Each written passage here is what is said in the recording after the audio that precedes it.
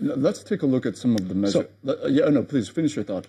So I would not declare amnesty unless I've put in place systems to check further corruption. So it will be a one-off. It will be a window of opportunity that will bring huge amounts of capital inflows back into our country. Now, looking at whether or not we have seen anything along that line from the Buhari administration, I want to ask you what your thoughts are on recent measures that we've seen in terms of the executive orders and whether or not you think that's a solution.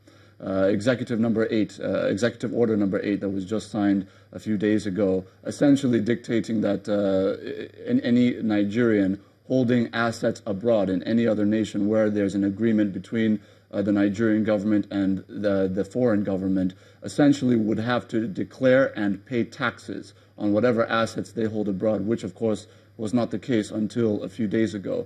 Do you think potentially if Nigerians, whether they stole the money or whether they legitimately bought those assets through private enterprise, through their own ingenuity, that they would now have to pay taxes on foreign assets? Is that something that could potentially reap the inflows without potentially offering the amnesty you're referring to?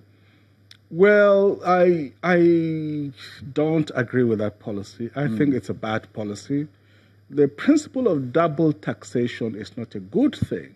If there are assets abroad in Europe that I'm very familiar with, you pay taxes on those assets. So unless we are now saying that we are going to tax people who are already paying assets, and if the assets are in a particular jurisdiction, they are paying taxes in those jurisdictions. In Europe, you can't escape it. You have to pay your taxes. There's no way of escaping it. So I assume they're already paying taxes on those assets, even if you have portfolio investments.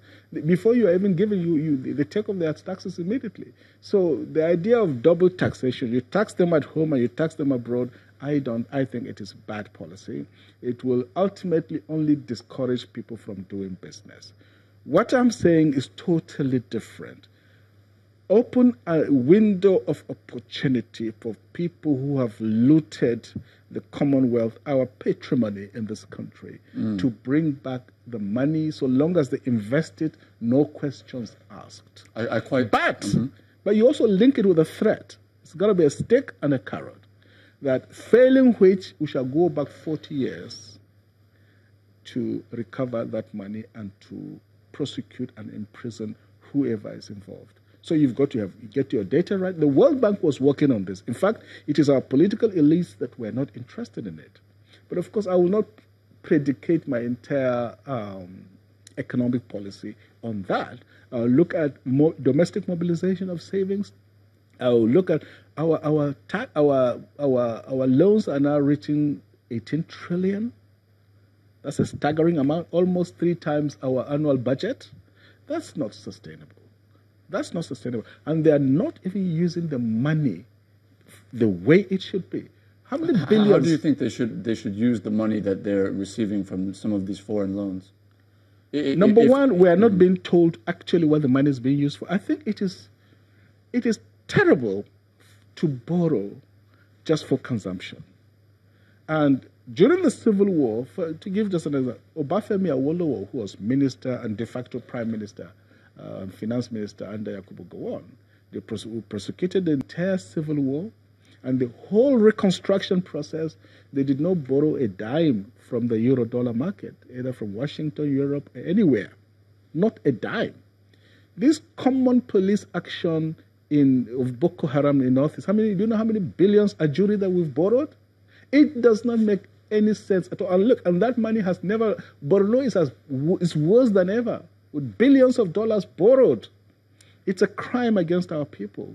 And I will stop there. Look, and I'm sorry, Mr. Mailafia, I need to ensure that what we're saying here is factual, because in view of that, we can really misinform the viewers. Yes. When you say that money being used to reconstruct the Northeast is borrowed, I'm wondering what facts you're using, because the reason why I say so is I know that billions of dollars in grants from multilateral institutions have been mobilized to fund that exercise, and I know that also when we talk about the borrowing plans for our foreign loans, that in each of the borrowing plans it's laid out very clearly which projects across which sectors, power, road, rail, or whatever the case is, yes. that the money is going into. So when you say we're borrowing for consumption, I want to be clear that you're adhering to, you're referring to facts. Oh yes. Oh no. A jury, I wouldn't make a sweeping statement. And in any case, we're intellectuals, and we cannot depart from facts and statistics.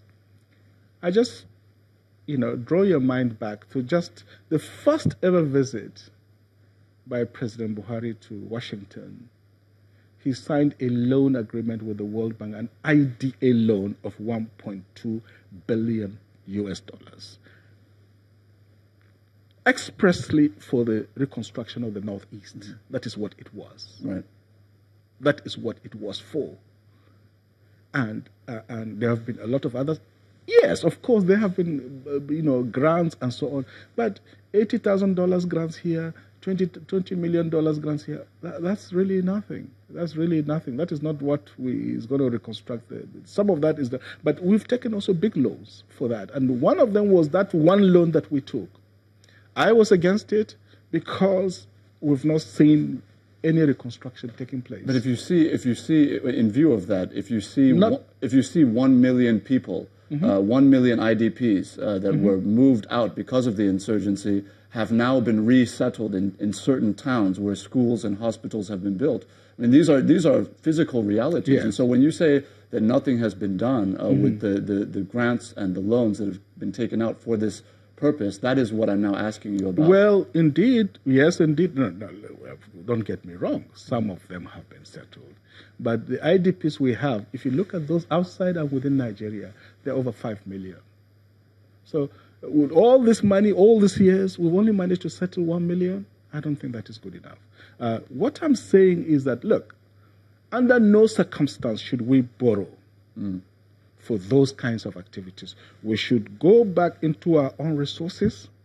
We should cut costs in various... Nobody has ever talked about cost cutting in this country across all levels of government.